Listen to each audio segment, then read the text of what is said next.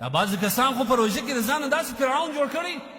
که چیرې دی پرېوتی لوی لالا بیده دي ښځه خلکیانې کوچنیانو پسې هغه خوا ته که پلار دې راویښېږي پلار خو نو بیده دی ښځو د روژه نیولې افسوس حدیث کې راځي نبي کریم صلی الله علیه وسلم د حجة الوداع پر موقع باندې 140,000 صحابه کرام ولاړه نبي علیه السلام دا صحابه ورته وایي اتقوا الله فی النساء د خدای څخه وبېرېږئ د خدای څخه وبېرېږئ د ښځو په باره کې فإنکم اخذتموهن بامانة الله دا ستا په کور کې چې کومه مېرمنه ده دا تا د خدای څخه یو امانت اخیستی دی په امانت کې به ته خیانت نه کوې پر دې به ظلم نه کوې دا بعضې کسان خو په روژه کې د ځانه داسې فرعون جوړ کړی که چیرې دی پرېوتی لوی لالا بیده دي ښځه خلکیانې کوچنیانو پسې هغه خوا ته که پلار دې راویښېږي پلار خو نو بیده دی ښځو د روژه نیولې افسوس پر موږ باندې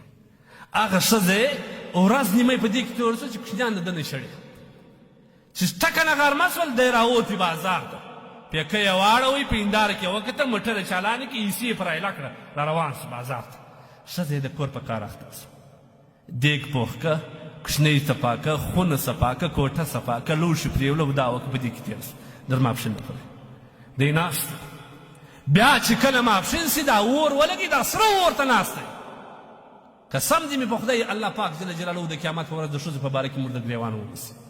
دا د کور نر چې ځان ته وایي چې د ماښام د خوا په کور راننوځي سړی چې یې خډل راننوتي کوچنیان جلا ځنې ځغلي ښځه خوارکۍ جلا ځان ځنې پیچي په یوه خوا په بله کېږي ولې خدای راغلی د ده روژه ده سترګې ککرۍ ته ختلي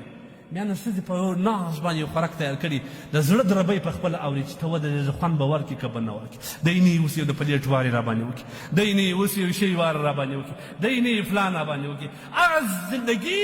د دې دا په روژه کې ټول په دغه باندې تېر شو نه د خدای عبادت ته خلاصه شوه نه د الله فرمانبردارۍ ته خلاصه شوه نه د قرآن و تلاوت ته خلاصه شوه د کور د خډل د وجې افسوس پر تا باندې تاسو وګورئ نبي علیه الصلاة والسلام موږ ته څه پیغام راکړي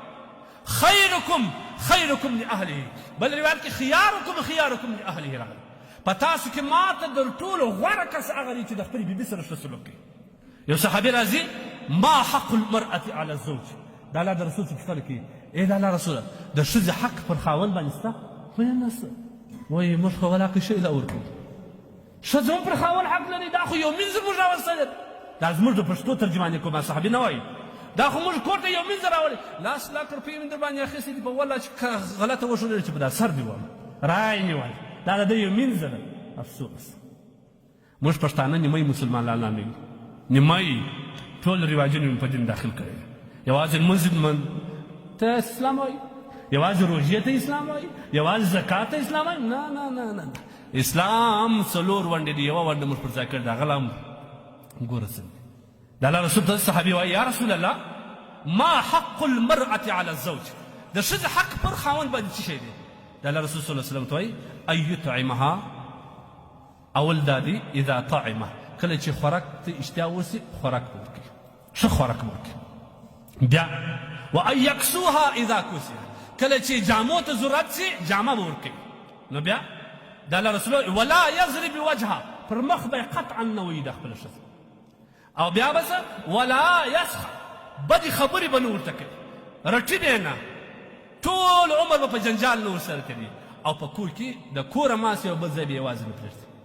دا د ښځې حق دی نن ما ورته د ښځې سره کوم سلوک کړی د ښځې دا زموږ ښځې خبره نه دی قرآن اعظم شان کې د دې یو صفت غافلات بیان شوی دی ناخبرې دا ډېر ښه صفت دی که دې خبرې سي دا پر خاوند باندې د کاله 3 ښه جوړې کالي دي د ګرمۍ د ژمي او د پسرلي 3 جوړې کالي به ورکړي خاوند او یو رقم د زوی یا د لور روزل غټول دا پر ښځې باندې نشته که دا ښځې ته وایي زه نه کوم قطعا یې په زور نشي کولی دا خارکیان نه خبر دي لیکن زموږ ګزاره د دې سره څنګه الله وایي وعاشرهن بالمعروف ښه ګزاره کوه ستا ملا ماتېږي چې ته رالې دا اور ته ناست و ته دی په ناز ورته وایې ته راسه مېرمنې زه به دا سلاته در سره جوړ دا ما ته راکړه به زه در سره جوړ کړم عایشه رضی الله تعالی عنها د یو شي څه خوراک وکړي په خوله یې پورته کړ دا په وخت کې د میاشتنۍ په مرضي باندې وه ګلاس یې کېښوي نبي علیه اسلام را پورته کړي وایي عایشې پر کوم ځای تا شیندان کېښود دا پر هغه ځای پورته د خاوند او د مېرمنې د محبت ته په زیاتولو لپاره ما ورته څه دا څه کېږي غوښې دې راوړې ته راکړې زه نن په خپل لاس غوښې در پخې کړم ستا په لاس چې کومې غوښې پخې شولې دا کوم د کور انسانانو ته دې ورکړي هغه ثواب الله تا ته درکوي کوم چې اوس د روژاتي د روژمات په اړه باندې درته ویلی ولې موږ دوی پرایو ته دومره غیرتمن یې در بیبان کې در تا بې غیرت نشته ته د کور غیرتمن یې ته پر ښځه باندې عزه کوې ته پر کوچنیان باندې عزه کوې دا د الله د لورې به په تا داسې عذاب راسي قسم دې مې په خدای داسې لاسونه خو به سره ومږي چې هم دې ښځه د خاورو لاندې سي هم دې ټول بچي باره ته په عیاله پاته سې بې عیاله پاته سې بیا به تا ته د خپل کورنۍ قدر ملګي اوس خو ته په اوښ کې نه اوس خو ته په اوښ کې نه مکوې ځوانانو ښه زرویه مازدیګر چې راسي خندرو یې کور ته راننوځه دا صدقه ده نبي علیه السلام وایي د مؤمن خندرو یې تندی دا د مؤمن خیرات او صدقه ده ښایسته تندی جوړ کړه راننوځه کارونه وختي ټول سره خلاص کړه روژمات څخه لس منټه مخکې ټولې ښځې راسي چې یو کار مه کوئ الله ته دعا وکړئ دعا ماته هم وکړي خپل د ځان لپاره هم وکړي دا ښځه به ستاسو څونه خوشحاله وي لیکن دا چې دا روژمات په سرو اوښکو تېروي ټوله ورځ په سره ګرمي کې اخته یې د دې ازار نه لري دا وبال نه لري بیا به خپل انجام ته هم ګوره لهذا عزیزانو په دې باره کې لږ احتیاط کوئ